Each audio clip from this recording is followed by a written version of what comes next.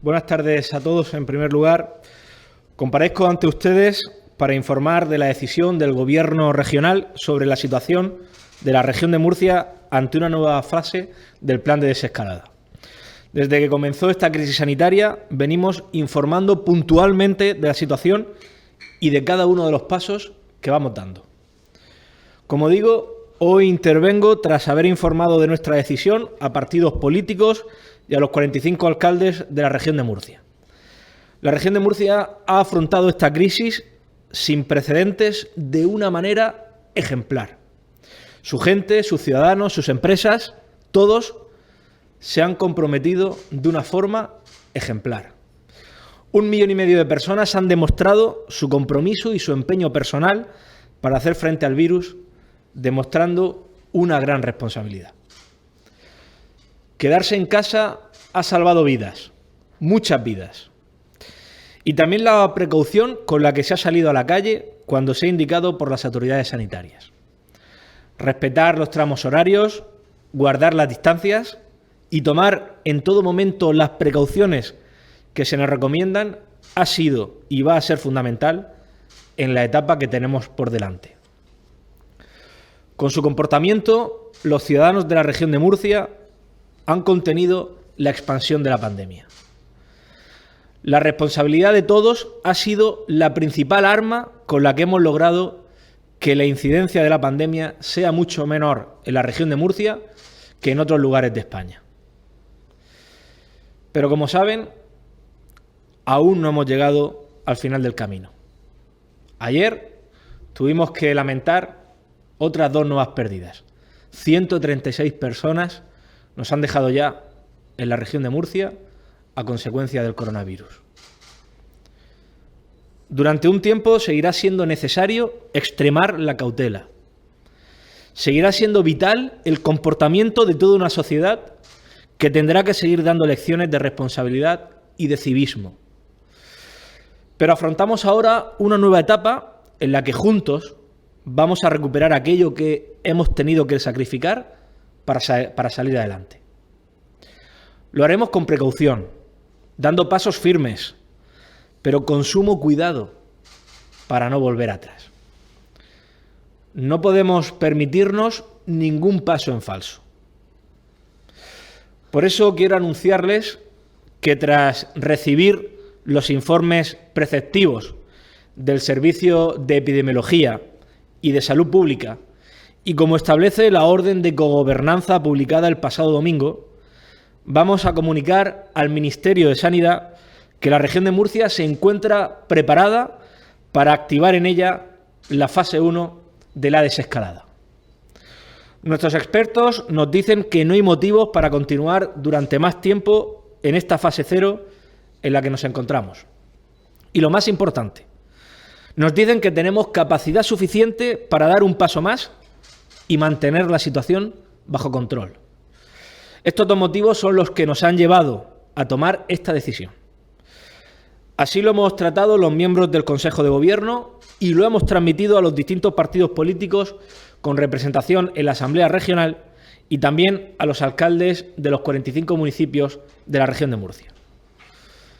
Por lo tanto, de acuerdo a lo decidido por la autoridad competente y si el Ministerio así lo autoriza, el próximo lunes, día 11 de mayo, la región de Murcia dará un paso más para recuperar poco a poco la normalidad que todos anhelamos.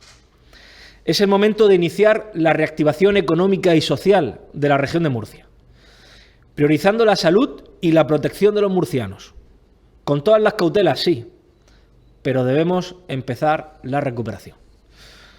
No podemos ni soñar con volver a la normalidad si junto a nosotros no vuelven los comercios, las pequeñas empresas, los autónomos, los trabajadores y, por tanto, el empleo. En todo momento lo hemos sabido, pero necesitamos la certificación de las autoridades sanitarias para afrontar este nuevo paso. Esta fase 1 en la que entramos el próximo lunes, si el Gobierno central, como mando único, así lo autoriza, tendrá como consecuencia las siguientes decisiones que paso a resumir. de acuerdo a lo publicado en el Boletín Oficial del Estado hasta ahora. Se autorizan las reuniones de hasta un máximo de 10 personas. Apertura generalizada de comercios, excepto las grandes superficies, con aforo limitado al 30%, distancia de 2 metros y, cuando no sea posible, un solo cliente. También con horario preferente para los mayores de 65 años. Aperturas de terrazas en el sector de la hostelería con el 50% de las mesas permitidas en base a lo permitido por cada ayuntamiento. Los ayuntamientos decidirán el reinicio de los mercados al aire libre en vía pública con una limitación inicial del 25% de los puestos habituales o aumento de superficie para respetar las distancias de seguridad. Ya estamos acordando esta medida con todos los alcaldes de la región de Murcia. Y en los lugares de culto religioso habrá una limitación de 1/3 del aforo, respetando las medidas y la distancia de seguridad. También se permitirán los velatorios con un máximo de 15 personas. Como digo, estos son solo algunos ejemplos y es solo un paso más hacia la vuelta a la normalidad. Pero aún no ha llegado ese momento, insisto, y no lo hará de golpe. Muchos profesionales volverán a abrir sus puertas, a levantar las persianas de sus establecimientos. Todos debemos ahora afrontar un camino difícil, en que será necesario extremar la prudencia para que no haya vuelta atrás. Los murcianos debemos ser aún más celosos en el cumplimiento de las normas que han fijado los técnicos sanitarios. Aquí no cabe interpretación política alguna.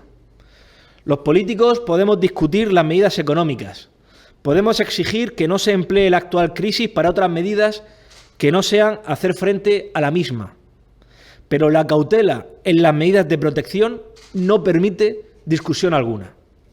Por tanto, a partir de que se apruebe formalmente que la región de Murcia entra en la fase 1, debemos ser de nuevo ejemplo, como lo hemos sido desde el inicio de esta crisis. Antes de que se declarase el estado de alarma, ya ordené el confinamiento de municipios, cerramos los centros de enseñanza y los centros de mayores. Desde un primer momento no nos tembló el pulso para tomar cuantas medidas hicieran falta para proteger a los nuestros. El sistema sanitario regional ha respondido de forma ejemplar y esa es, a día de hoy, una de nuestras grandes fortalezas. Salimos adelante por el gran trabajo de unos excelentes profesionales en todos los ámbitos que han velado por la salud, la seguridad y los servicios esenciales. A partir de ahora serán muchos más los que puedan ir volviendo poco a poco a reanudar su actividad. Comercios, pequeñas empresas, autónomos necesitan que estemos a su lado. No basta con volver a abrir las puertas. Deben contar con todo el apoyo que precisarán en los próximos meses, que no serán fáciles. El perjuicio que ha tenido ha sido similar al de cualquier otro lugar del territorio nacional. La paralización de la actividad económica ha afectado a todos por igual. Y es aquí donde quiero incidir respecto al fondo anunciado por el Gobierno. 16.000 millones de euros que servirán para compensar a las autonomías tras el paso de esta tragedia. Y en este sentido, he de manifestar que de lo que sabemos hasta el momento, vislumbro un nuevo castigo, un nuevo maltrato a la región de Murcia. No es lógico ni es justo que el Gobierno central penalice a la región de Murcia por hacer bien las cosas. En este caso, con la excusa de que hacemos las cosas demasiado bien. No nos lo merecemos. Se nos penaliza por haber gestionado bien una pandemia. Por eso pido que se convoque ya un Consejo de Política Fiscal y Financiera para abordar los criterios de reparto del fondo extraordinario anunciado por el Gobierno central. Es preciso que se revisen los criterios iniciales y se tenga en cuenta muchos factores como la población, el aprovisionamiento de material, la contención del virus a través de la atención primaria, la reorganización y el refuerzo de la sanidad pública de la región de Murcia para hacer frente a la contención del virus, o el peso que va a jugar el sector turístico, uno de los más afectados en la salida de la crisis. Termino. Comenzamos una nueva etapa en la recuperación. La fase 1 permitirá un buen número de pasos para reactivar la región de Murcia. Pero el más importante, quiero repetirlo, seguirá siendo responsables, seguir haciendo caso a las normas que marquen las autoridades sanitarias y logrando todos juntos que vuelva cuanto antes la normalidad, la prosperidad y la tranquilidad en la vida de los murcianos. Gracias a los esfuerzos que todos hemos realizado hasta ahora, hemos podido llegar hasta aquí. El Gobierno de la región de Murcia siempre va a priorizar la seguridad antes que la velocidad. La salud de los nuestros siempre estará por encima. Por eso también queremos solicitarle al Gobierno central, y así lo hemos hecho, que priorice de forma especial, específica y concreta en este paso a la fase 1 la limitación y el control de la movilidad entre aquellas provincias que se encuentran en una fase anterior a la que tenga, por ejemplo, la región de Murcia.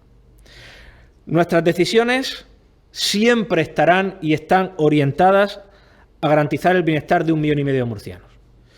En el ámbito sanitario lo estamos consiguiendo con el esfuerzo de todos. Damos ahora un paso más hacia el ámbito económico y social. Como presidente de la región de Murcia, cuento con todos ustedes para hacerlo posible. Muchas gracias y ahora sí, quedo a su disposición para atender cuantas cuestiones entiendan oportunas. Sí, buenas tardes. Comenzamos ya con el turno de preguntas, tanto para el presidente de la comunidad como para el consejero de Salud, Manuel Villegas, que también se encuentra aquí esta tarde. En primer lugar, tiene la palabra Javier Ruiz, de la cadena SER. Presidente, consejero, buenas tardes. No lo ha dicho, por tanto entiendo que entra toda la provincia entera. No se va a hacer una diferencia por áreas sanitarias. Esa sería la primera pregunta. Después le quería preguntar cuáles son los niveles ahora mismo de contagio para cambiar de fase. Es decir, entiendo que la situación es buena, así lo llevan diciendo ustedes ya varios días, pero quería saber cuáles son los datos que avalan esa decisión de forma lo más abreviada posible.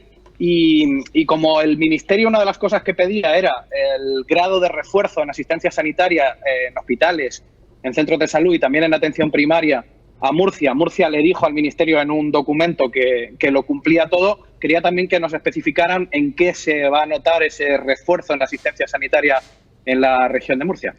Bien, gracias, Javier.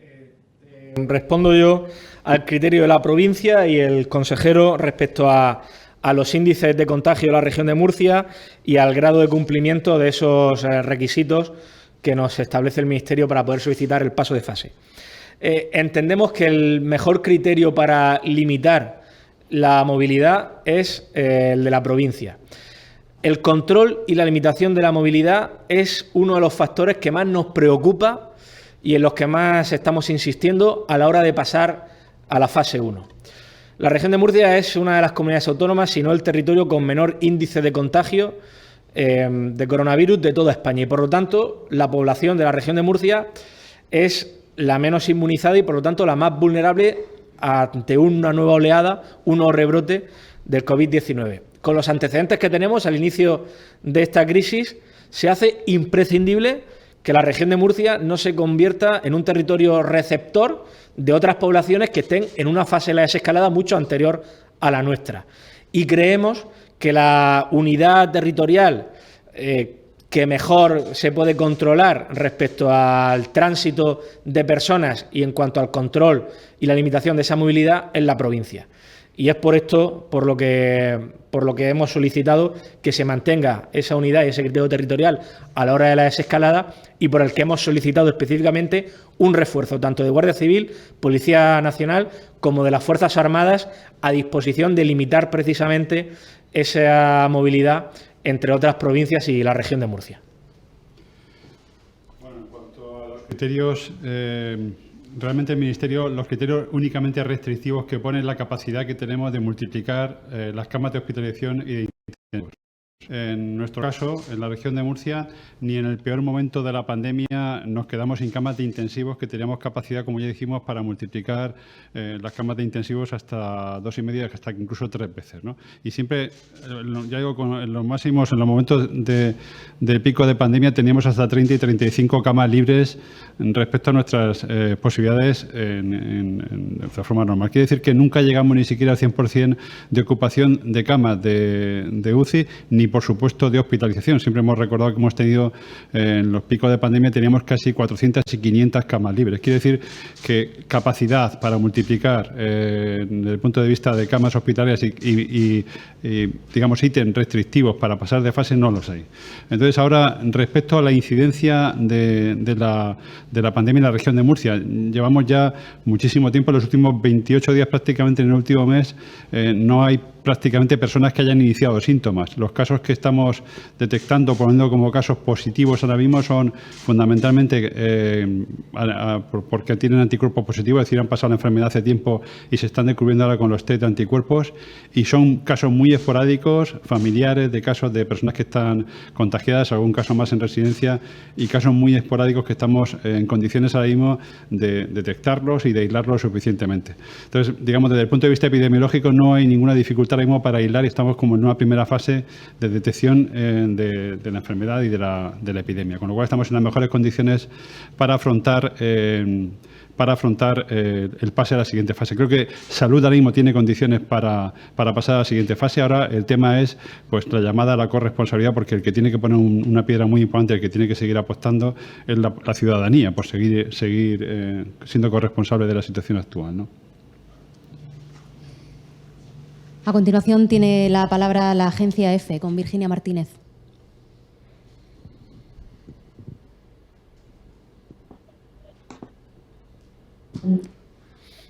Hola.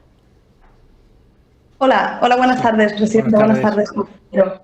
En primer lugar, yo quería preguntarle al presidente, en un primer momento parece que hubo ciertas dudas sobre si se iba a pedir el pase a esta fase o no, quizás por esa menor inmunidad que tienen los ciudadanos de la región de Murcia al haber habido menos casos. No sé si se mantiene un poco ese temor por la menor inmunidad que tendrían los ciudadanos. Después, por otra parte, ha hablado usted también de la importancia que le dan las restricciones de movilidad entre unas provincias y otras. Y bueno, yo quería preguntarle si esas restricciones serían posibles en caso de que no se prorrogase el estado de alarma. No sé si particularmente usted, es partidario de prorrogar una vez más este estado de alarma, porque parece que el presidente del Partido Popular, Pablo Casado, no está de acuerdo con esa medida. Entonces, me gustaría saber también su opinión al respecto. Y, en tercer lugar, quizás el consejero de Salud también puede contestar a esta pregunta. Se anunció, creo que fue ayer o antes de ayer, que se iba a solicitar al Ministerio una flexibilización en el horario en el que los niños pueden salir a la calle por el tema de las altas temperaturas. No sé si le han enviado ya la propuesta y cuál sería la propuesta que hacen desde la comunidad autónoma. Muchas gracias. Bueno, muchas gracias, Virginia. Nosotros desde el primer momento, como Gobierno, nos hemos establecido el criterio de la prudencia para poder hacer anuncios que luego llevasen a la frustración por levantar falsas expectativas en la población, y sobre todo el criterio de la prudencia para cada paso que diésemos y que se vaya a dar esté ratificado por criterios científicos y sanitarios. Y por lo tanto, esos han sido nuestros criterios que nos han guiado en todas las declaraciones que hemos hecho hasta ahora.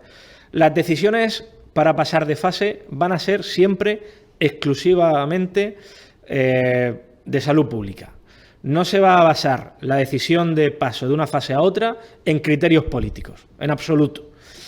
Y por lo tanto, como teníamos que basarnos en un criterio basado en los informes de epidemiología y de salud pública, el domingo por la tarde-noche se publica el decreto por parte del Gobierno central en el que se establecen esos criterios, esos indicadores y la forma de redactar los informes y de solicitarlo al Ministerio. Ayer estuvieron los servicios de epidemiología y salud pública trabajando todo el día en redactar esos informes.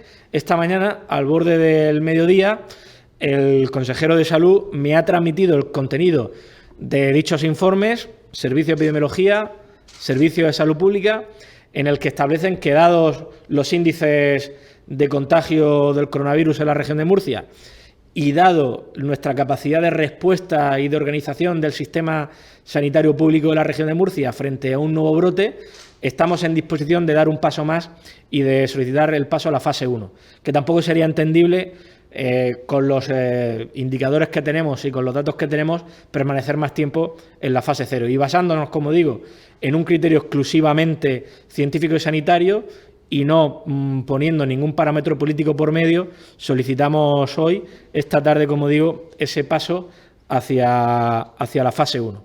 Nos preocupa muchísimo el control y la limitación de la movilidad, como hemos transmitido, precisamente por la especial vulnerabilidad de la región de Murcia y porque tenemos antecedentes en el inicio de esta pandemia.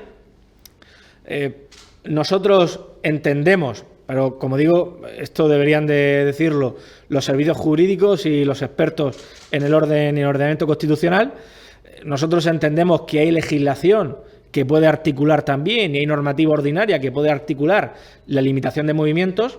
El propio Gobierno regional, en base a la Ley de Salud Pública de la región de Murcia, ordenó el confinamiento de parte de la población en la región de Murcia antes de que se decretase estado de alarma. La Ley de Protección Civil a nivel nacional, la Ley de Seguridad Nacional, la Ley de Sanidad también, la Ley General de Sanidad a nivel nacional, pueden ser instrumentos que también que garanticen ese control de la movilidad. No obstante, yo tampoco estoy negando con estas declaraciones el apoyo a una prórroga del estado de alarma. Lo que sí que sería deseable es que aquel, me refiero al presidente del Gobierno, que requiere el apoyo para tomar una decisión, al menos solicite ese apoyo y dé explicaciones al respecto. Creo que estamos dando una imagen nada deseable a la sociedad en el momento de mayor dificultad por el que ha pasado este país en toda su democracia. Creo que nadie entiende que el presidente del Gobierno quiera prorrogar el estado de alarma que le otorga un poder prácticamente absoluto y se niegue a dialogar, a solicitar ese apoyo por parte del líder de la oposición y a pactar qué medidas se van a poner en marcha. Porque durante los 50 primeros días del estado de alarma, en el que todos, el Gobierno de la región de Murcia, el primero, le ha manifestado su lealtad y su apoyo a esa prórroga del decreto de estado de alarma, lo que era imprescindible, lo que era urgente, era la toma de decisiones lo más rápido posible para salvar vidas. Aunque esas decisiones fueran unilaterales, era necesario esa unilateralidad y esa rapidez de la toma de decisiones. Pero para la prórroga de este próximo decreto de estado de alarma, lo que se está planteando el Gobierno de España es la toma de decisiones económicas y sociales. Y esas decisiones económicas y sociales deben consensuarlas con los partidos de los que requiera el apoyo. Y sinceramente, sigo sin entender a día de hoy por qué el presidente del Gobierno, que quiere prorrogar el estado de alarma para seguir manteniendo el poder absoluto y poner en marcha medidas económicas y sociales, se niega a poder acordar, dialogar, pactar, comunicar, informar al resto de partidos políticos qué medidas quiere poner en marcha con ese estado de alarma. ¿Qué quiere ocultar? O sea, claro, esto puede llevar a que algunos puedan pensar mal. ¿Qué quiere ocultar el presidente del Gobierno cuando se niega a informar y a llegar a acuerdos sobre las medidas que quiere adoptar en ese estado de alarma que le da un poder absoluto? Bueno, creo que esto debe llevarnos también a la reflexión. Consejero, sobre la solicitud que ya le has hecho al ministro. Lo que hemos pedido es alargar el periodo que tienen los niños de paseo de 12 a 19 que tienen ahora a 12 y 21. O sea, sería alargar 2 horas más por la tarde, que tienen una mejor temperatura para que los niños puedan estar mejor en la calle. Eso es lo que se ha solicitado. Hace uso ahora de su turno de palabra Rubén García, del diario La Verdad. Hola a todos, ¿se me oye? Sí, perfectamente. Buenas tardes, presidente. Buenas tardes, consejero. Yo quería preguntar, tengo entendido respecto al reparto de los 16.000 millones, esta pregunta va al consejero. que los 10.000 destinados a sanidad, en un principio, en alguna reunión interterritorial, el Ministerio de Sanidad había dado a entender que el reparto iba a ser diferente al que finalmente se comunicó ayer en Hacienda. Entonces, bueno, quería confirmar este punto y si me podía aclarar si en alguna reunión se les ha dado otra indicación de lo que podía pasar. Sí, eso es así. Vamos, ayer tuve una conversación con el consejero de Andalucía y efectivamente en un consejo interterritorial, lo que pasa es que como tenemos 2 o 3 consejos interterritoriales cada semana, ahora es difícil saber cuándo se habló. Pero se habló de que el 80% de ese dinero que en principio se destinaría sería por población, en definitiva. Y que ahora en la propuesta que ha hecho el Ministerio ha bajado del 80% para población al 20%. Es un cambio muy, muy radical. De acuerdo, nada más, gracias. Turno ahora para Onda Regional. Paco Martínez, buenas tardes. Hola, buenas tardes. ¿Me escuchan, verdad? Perfectamente. Buenas tardes, presidente. Buenas tardes, consejero. Quería pedirle aclaración sobre un par de cuestiones, digamos que de índole casi, en fin, logística. Ha dicho que quieren ampliar el tramo en el que los niños puedan salir a la calle desde las 12 hasta las 21 horas.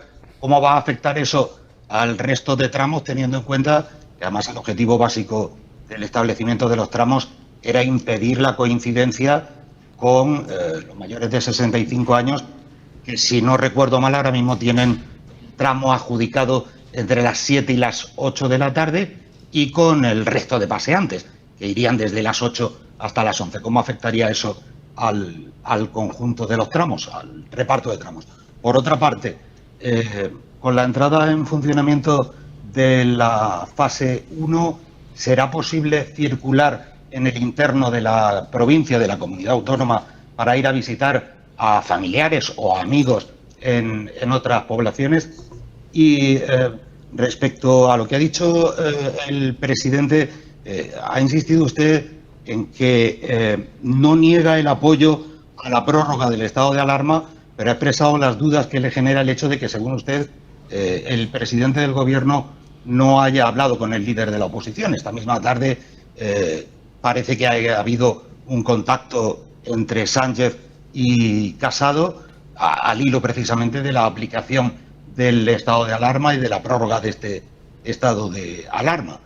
No sé si ese le parece un contacto suficiente o si habría que darle, pues, no sé, alguna otra fórmula a ese tipo de negociaciones. Muy bien, muchas gracias.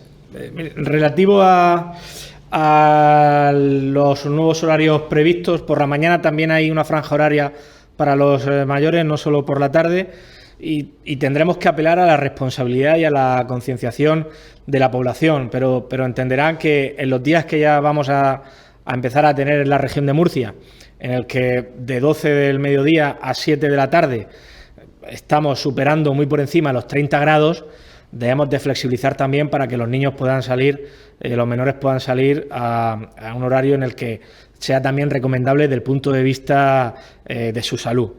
Respecto a los desplazamientos, lo que solicitamos es la fase 1 y que se permitan aquellas actividades que el decreto de fase 1 establezca por parte del Gobierno central. Hasta ahora lo que conocemos es que en la fase 1 no se permite los desplazamientos entre municipios de una misma provincia, pero desde luego estamos a lo que publique y a lo que así decrete de momento el Gobierno. Y respecto al contacto entre el presidente Sánchez y el presidente Casado, cuando yo hablo de contacto, hablo de información y de acuerdo. Claro, de poco sirve un contacto que sea un chantaje, ¿verdad? O me das poder absoluto porque sí, y no te digo para qué, porque si no viene el caos.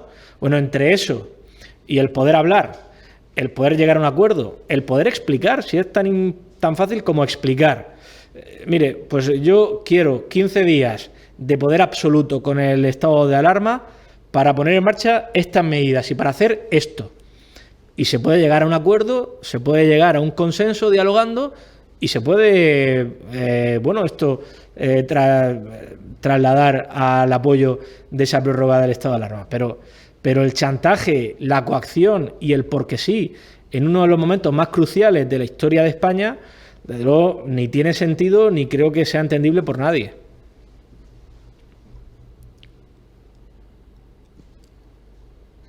Onda Regional, ¿quería realizar alguna otra pregunta? Sí, quería preguntar, es que no me ha quedado claro el tema de los tramos, porque yo llego a la conclusión, no sé si acertada o no, de que se plantean la posibilidad de que convivan en el mismo tramo horario tanto personas mayores como niños pequeños. Así es, sí, sí. Lo que estamos hablando es de ampliar el tramo de los niños hasta las 9 de la noche, porque entendemos que no es razonable que ya con las temperaturas que van haciendo solo puedan salir de 12 a 7. Y por tanto apelamos a la responsabilidad, a la prudencia y al civismo, evidentemente para que se guarden las medidas de higiene necesarias y la distancia de seguridad. Si los compañeros que están conectados a través de videoconferencia no tienen ninguna otra cuestión, pasamos a otros asuntos, a otras vías de comunicación con esta rueda de prensa. 7 Televisión. Sí, yo quería saber, desde ayer estamos viendo en prensa que tanto desde el Partido Popular como desde Ciudadanos se le pide al Gobierno central, que se desvinculen los ERTEs del estado de alarma. Una de las peticiones que estaba haciendo Casado precisamente en una reunión que mantuvo con el presidente Sánchez era esa, para apoyar o no el estado de alarma. No sé si tienen alguna información al respecto, si se sabe ya algo de esa petición, ese chantaje que parece que se está haciendo desde el Gobierno central. No tenemos conocimiento de la respuesta, pero a esto me refería. Que para poder apoyar esta decisión de prorrogar el poder absoluto del presidente Sánchez, habrá que sentarse y llegar a acuerdos. Y el Partido Popular, uno de los que ha hecho es ese, desvincular, porque así lo está pidiendo todo el sector productivo, los autónomos, las pequeñas empresas, los comercios, desvincular los ERTEs al estado de alarma. Es decir, cuando el estado de alarma pase, que deberá pasar, no podemos estar de forma indefinida en un estado excepcional, en un estado de alarma, los ERTEs deben de seguir manteniéndose para flexibilizar esa vuelta al mercado laboral, para que no sea más costoso a una pequeña empresa abrir que seguir todavía con la limitación de capacidad, con la limitación de aforo, para precisamente conservar y mantener el empleo. Bueno, esta es una de las cuestiones, entre otras muchas. No entendemos que para hablar de los ERTEs se tenga que prorrogar el estado absoluto del presidente. Por lo tanto, creo que todo se puede hablar, todo se puede acordar, todo se puede dialogar, pero ahora falta que quien solicita el apoyo lo haga. Algunos compañeros de los medios de comunicación les gustaría incidir en este asunto de la prórroga del estado de alarma. Compañeros de medios como La Opinión, Onda Cero y La Razón. Paso a trasladar las cuestiones concretas en las que les gustaría incidir. Por un lado, si usted, presidente, va a pedir a Pablo Casado que apoye esa prórroga del estado de alarma, y también si ha respondido ya a la carta de Diego Conesa pidiéndole precisamente esa exigencia a Pablo Casado.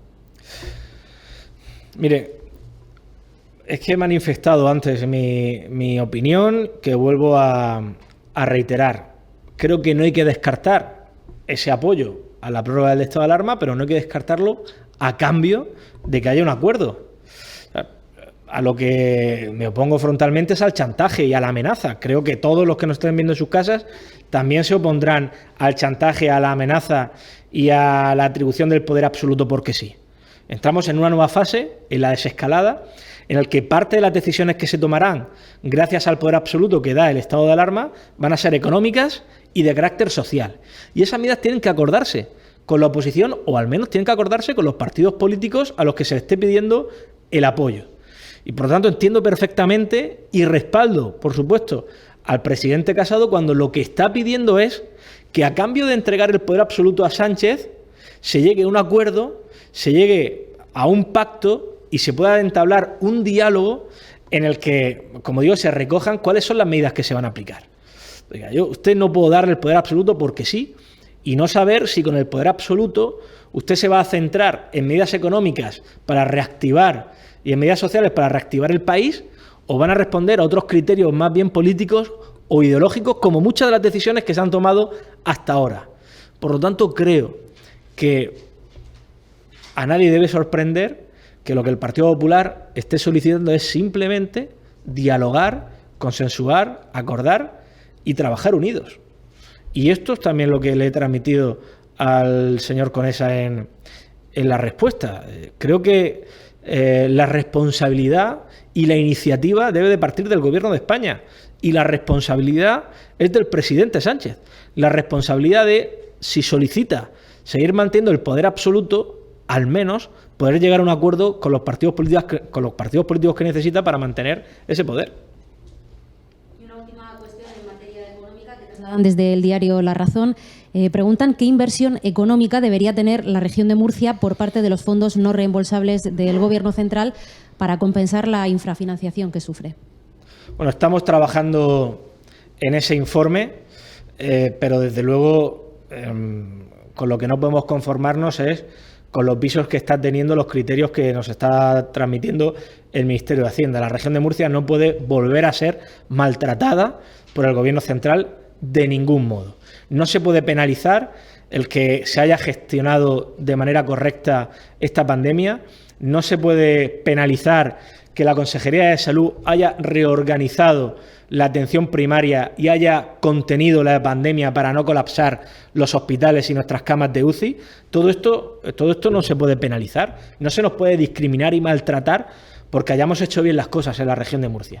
Y por lo tanto entendemos que el reparto debe de responder a un criterio justo, objetivo y equitativo en cuanto a la población, en cuanto al gasto sanitario y social realizado, en cuanto al gasto necesario para sostener ese refuerzo del nuevo sistema público de salud de la región de Murcia para hacer frente a una nueva posible ola de coronavirus y a la bajada de ingresos, a la caída de ingresos también.